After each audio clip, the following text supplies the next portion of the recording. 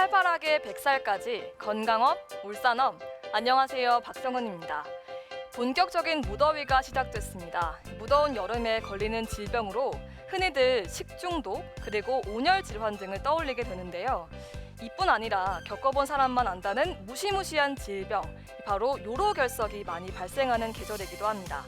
통증도 심하고 또 재발률도 높은데요. 잘못된 상식만 믿고 제때 치료하지 않기 때문에 위험한 질환. 오늘 건강업 울산업에서는 여름철을 맞아 요로결석에 대한 자세한 정보 알아보겠습니다. 배양규 비뇨의학과 전문의와 함께합니다.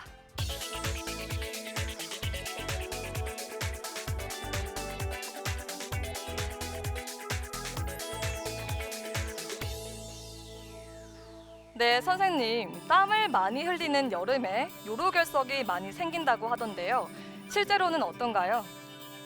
네, 건강보험심사평가원 자료에 의하면요, 요로결석 환자 수가 실제로 여름철이 겨울철보다 한 16% 정도 더 많은 것으로 나타납니다. 이것은 아마 탈수에 의해서 결석 형성이 많이 된다는 그런 의미보다는 결석으로 진료를 받는 환자의 건수를 말하는 거거든요. 그래서 실제로 결석이 형성도 많이 되지만은 일시적으로 수분 섭취 같은 것을 많이 함으로 해서 평소에 증상이 없던 결석이 요관으로 이동함으로써 통증을 일으키기 때문에 병원을 찾는 상황이 많아진 것이 아닌가 봅니다. 그러니까 여름에는 결석이 많이 만들어지기도 하지만은 있던 결석으로 인한 증상도 많이 나타나는 계절이 아닌가 보고 있습니다. 그래서 여름철에 더 흔하게 생기는 거군요. 요로결석은 제가 듣기로 7,000년 전 미라에서도 발견될 만큼 아주 오래전부터 내려오는 질환이라고 하더라고요. 실제 우리나라에서는 그 환자 수가 어느 정도 되나요? 네, 실제로 사람들은 평생을 살아가면서 10명 중에 약 한두 명은 결석을 앓고 간다고 우리가 보고 있습니다. 매년 200명 중에 1명의 새로운 결석 환자가 발생하고 있다고 보고 있는데요. 비뇨기학과 입원 환자 중에 실제로 한 3분의 1을 점유하고 있습니다. 성별로 보면 남자가 여자보다 한 3배 정도 많고, 연령별로는 20대에서 40대가 가장 많다고 보고 있습니다. 우리나라에도요, 외국과 발생률이 비슷하다고 보고 있는데, 유병률로만 본다면 약 한 200에서 300만 명 정도의 요로결석 환자가 있다고 보고 있습니다. 네, 그럼 환자 수가 적은 편은 아닌 것 같은데요. 그렇다면 돌 같은 물질이 어떻게 해서 몸 안에 생기는 건지 요로결석에 대해서 좀 더 자세한 설명 부탁드립니다. 네, 요로결석이라는 요로에 생긴 자연계에 생긴 결석처럼 단단한 모든 음결물을 말하거든요. 요로라는 것은 우리 몸에서 소변이 만들어지고 배출되는 그런 모든 일련의 과정을 말하는데요. 그게 마치 소변이 흘러가는 길처럼 보인다. 이래서 소변의 요자와 길로자를 쓰고 있습니다. 그래서 실제 소변이 만들어지는 것은 신장, 또 소변이 모이는 것은 방광, 그것을 연결하는 것은 요관이거든요. 그래서 이 과정 중에 어디든지 결석이 만들어지거나 결석이 존재하면 요로결석이라고 합니다. 그리고 요로결석을 이루는 성분은요, 정상적으로 소변에 포함되어 있는 모든 그런 성분들이거든요. 이러한 성분들이 어떤 이유로 많이 농축되어지면 작은 결정들을 만들어지고, 또 그런 결정들이 자꾸 커지면 요로결석이 생성된다고 보고 있습니다. 네, 그렇군요. 그러면 소변이 지나는 길이라면 다 결석이 생길 수 있는 가능성이 있는 건가요? 네, 그렇습니다. 처음 결석이 만들어지기는 소변이 만들어지는 신장이 가장 많습니다만은, 요로결석은 소변이 지나가는 길이라면 어디든지 존재할 수 있거든요. 그래서 처음 진단할 때 결석이 발견된 위치에 따라서 우리는 병명을 붙이고 있습니다. 예를 들어가 신장에서 발견되면 신장결석, 요관에서 발견되면 요관결석이라고 이름을 붙이는데요. 빈도 순으로 보면 신장결석이 한 4분의 1, 요관결석이 한 70%, 방광결석이 5.1%, 요도결석이 1% 정도의 빈도를 보이고 있습니다. 네, 요관결석의 빈도가 가장 높게 나타나는 거군요. 원인을 알면 미리 좀 조심할 수 있을 것 같은데요.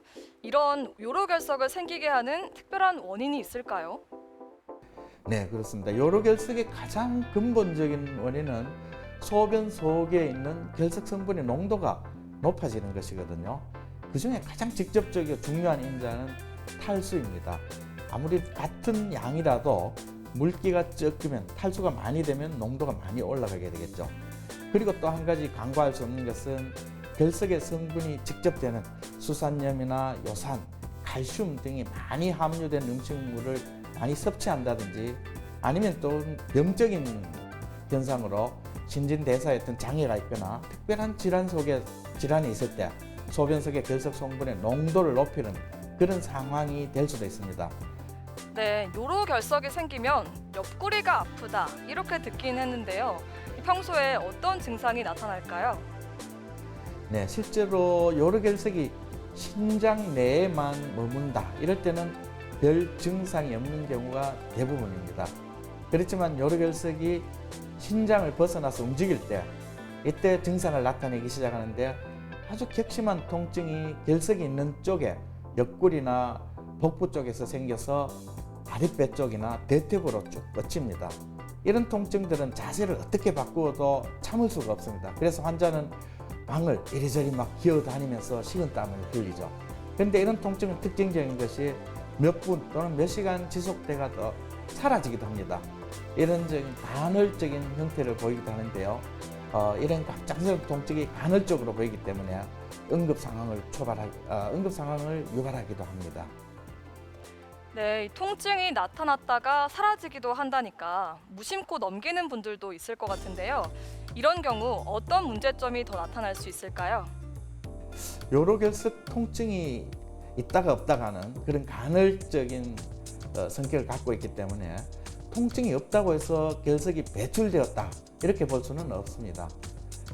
가끔 요로 내에 이물질이 지속적으로 존재함으로써 요로 감염을 일으킬 수도 있고 아니면 요로에 상처를 지속적으로 주면 요관 등의 협착을 유발하기도 합니다.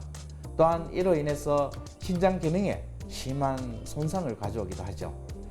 그런 이유로 통증이 없더라도 결석이 완전히 배출된 것을 확인한 후에 결석 치료를 종결하는 것이 아주 중요합니다. 네, 말씀 잘 들었습니다. 이 요로결석은 재발률이 높기 때문에 현재 증상을 방치하기보다는 재발을 막는 치료가 중요하다고 합니다. 이 방치하게 되면 신부전증, 수신증, 또 폐혈증과 같은 합병증이 생길 위험도 있기 때문에 평소에 생활 습관을 개선하고 정기 검진을 통해서 예방하는 것이 중요하겠습니다. 요가 동작 함께 배워보시면서 저는 여기서 인사드립니다. 감사합니다.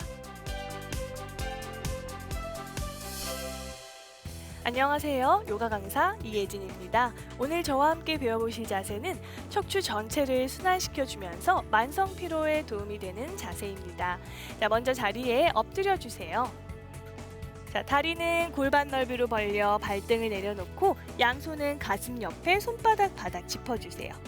마시는 호흡에 손바닥으로 바닥을 밀어내며 상체를 일으켜 시선 정면 바라보시고 내쉴 때 골반 그대로 들어 손바닥 위치 움직이지 않으신 상태에서 골반을 뒤로 밀어 턱을 바닥에 가볍게 놓아줍니다.